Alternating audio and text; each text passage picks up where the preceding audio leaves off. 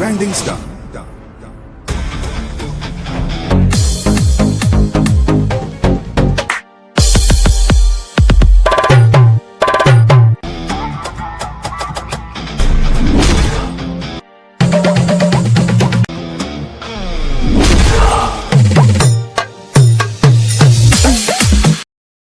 हो जाइए तैयार। हाँ भाई यार हो जाइए तैयार, लेके आ रहे हैं खेसारी लाल यादव बवाल।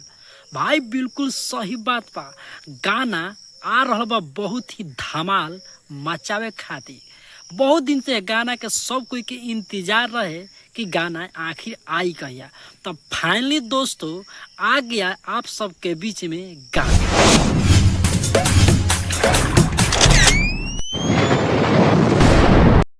लेकिन गाना आज नहीं आइली यार, गाना लेके आ रहे खेसारी लाल यादव, जो ना गाना के नाम बा अफीम। बिल्कुल गाना के नाम बा अफीम, तो सब कोई देखे खातिर हो जाए के बाद तैयार। काहे से कि स्लो मोशन वेब कंपनी खुद अपना आईडी से पोस्ट कर दिले बा। इतना ही ना भाई, खेसारी लाल यादव के गाना ई जौन कंगना शर्मा के साथ आ रहल बा, तो भाई बिल्कुल मचबे करी बवाल। काहे से कि खेसारी लाल यादव गाना लेके आ रहा।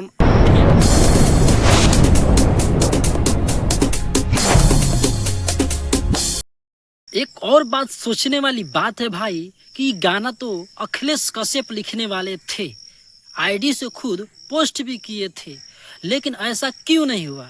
इतना ही नहीं भाई, ये गाना अखिलेश कश्यप बिल्कुल नहीं लिखे हुए हैं, ये बात एकदम 110% है। ये गाना कृष्णा बेदर्दी जी गाना लिखले बाने, तो अफीम गाना लेके आ रहे कृष्णा बेदर्दी जी बहुत ही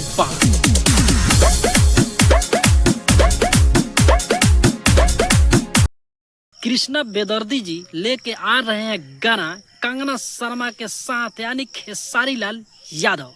खेसारी लाल यादव और कंगना शर्मा का बहुत ही बड़ा बवाल होखे वाला बा कल ही भाई 29 अगस्त के आर बा खेसारी लाल यादव के गाना वेब कंपनी से, तो सब कोई हो जाए के बाद तैयार। बिकी बॉक्स का म्यूजिक बा भाई, ये तना ही ना गाना का फुल जानकारी चाहता रह जा भाई, तो पूरा वीडियो रिव्यू करेगी।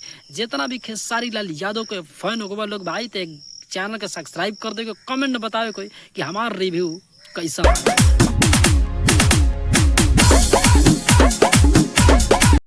भाई बिल्कुल 110% बाकी खेसारी लाल के गाना 29 अगस्त के ही आवा था। 29 अगस्त 2026 के गाना आ रहा बा, तो पूरा वीडियो में बनल रहे कोई।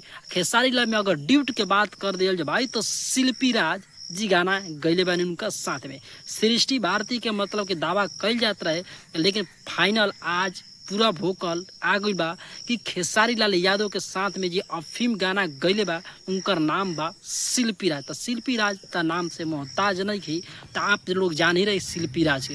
तो भाई गाना कल ही गाना आ रहा बा 6:30 बजे।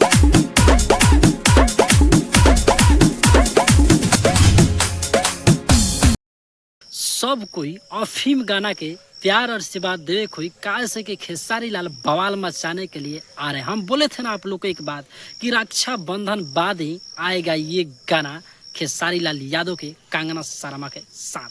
तो कल गाना 29 अगस्त 2026 6:30 बजे लेके आ रहे हैं खेसारी लाल यादव गाना, तो सबको इस गाना को प्यार और आशीर्वाद दीजिए। चलिए नेक्स्ट वीडियो मिलते हैं।